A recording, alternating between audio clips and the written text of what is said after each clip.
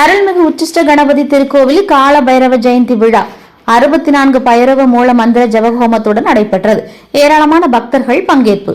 திருநெல்வேலி தாமிரபரணி ஆற்றங்கரையில் மணிமூர்த்தி சுரத்தில் ராஜகோபுரத்துடன் 8 நிலை மண்டபங்கள், 3 பிரகாரங்கள், கொடிமரத்துடன் ஸ்ரீ உச்சிஷ்ட கணபதி ஆலயம் அமைந்துள்ளது.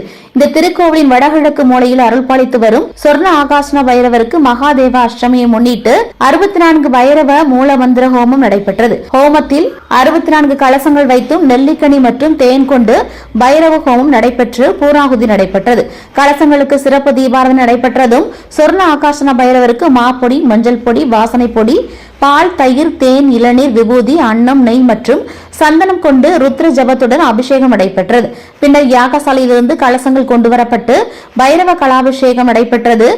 தொடர்ந்து தங்கமுலாம் பூசப்பட்ட கவசம் கொண்டு சிறப்பு அலங்காரம் பைரவருக்கு செய்யப்பட்டது.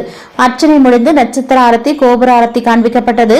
ஏராளமான பொதுமக்கள், பக்தர்கள் பைரவ மூல மந்திர ஹோமத்தில் கலந்து கொண்டு பைரவரை தரிசனம் செய்தனர். அனைவருக்கும் பிரசாதங்கள் வழங்கப்பட்டது.